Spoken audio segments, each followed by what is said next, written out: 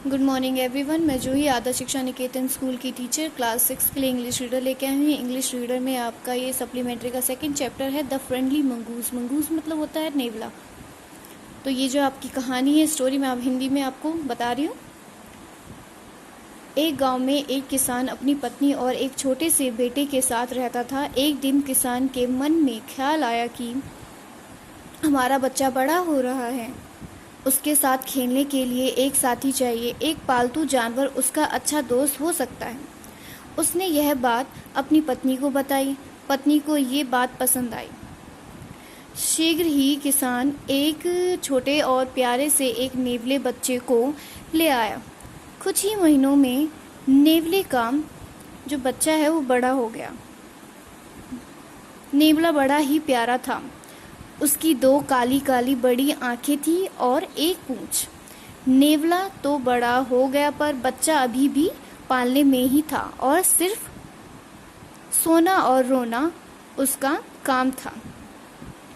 एक दिन किसान की पत्नी बाजार जाने की सोचती है। बाजार जाने के लिए सोचती है कि बाजार जाके कुछ सामान ले आऊं। पर वह अपने बच्चे के लिए भी चिंतित रहती है, क्योंकि नेवला जो है, नेवला के पास अपने बच्चे को कैसे छोड़ सकती है, क्योंकि नेवला पे वो विश्वास नहीं कर सकती। तो किसान उसे समझाता है कि नेवला एक अच्छा जानवर है और हमारे बच्चे का अच्छे से ख्याल रख सकता है।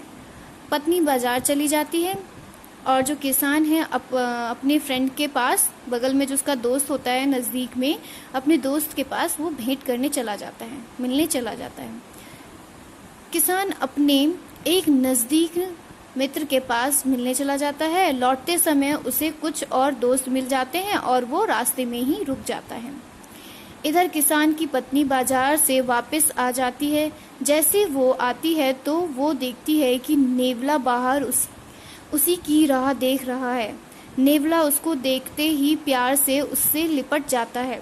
पत्नी की नज़र नेवले के चेहरे और पंजों पर पड़ती है तो वो दहल जाती है, क्योंकि नेवले के पंजों और चेहरे पर खून लगा हुआ होता है।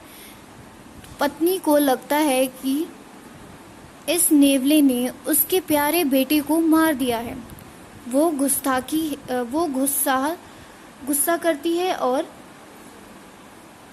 क्या करती है, बहुत गुस्सा करती है और नेवले को बहुत दूर फेंक देती है। और जो उसके हाथ में सामान होते हैं, उसके हाथ से सामान छूट जाता है और नेवले पर फेंक कर मारती है वो सामान। ठीक है। फिर अंदर जाती है तो वो देखती है कि उसका बच्चा तो आराम से सोया हुआ है। एक काला सांप फर्श पर मरा हुआ है और फर्श पर खून लगा हुआ है। उसे सब समझ आ जाता है कि क्या हुआ होगा। वो वापस क्या करती है, वो नेवले के पास जाती है, पर नेवले की मौत हो चुकी होती है। पत्नी को दुख लगता है कि वो बच्चों को संभालने के लिए मतलब उसको इसलिए दुख लगता है कि नेवले ने उसकी बच्चे की रक्षा की और इसने क्या किया, उसने नेवले को डांट कर फटकार कर मारा। फिर बच्चा जो है रोने लगता है, उसको संभालने लग जाती है। फिर कहानी का सारांश ये है बच्चे कि कहानी का जो मूल जो सारांश है वो क्या है।